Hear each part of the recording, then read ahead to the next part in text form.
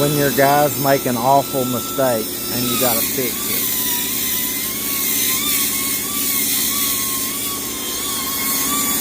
You gotta make sure you're flat as possible.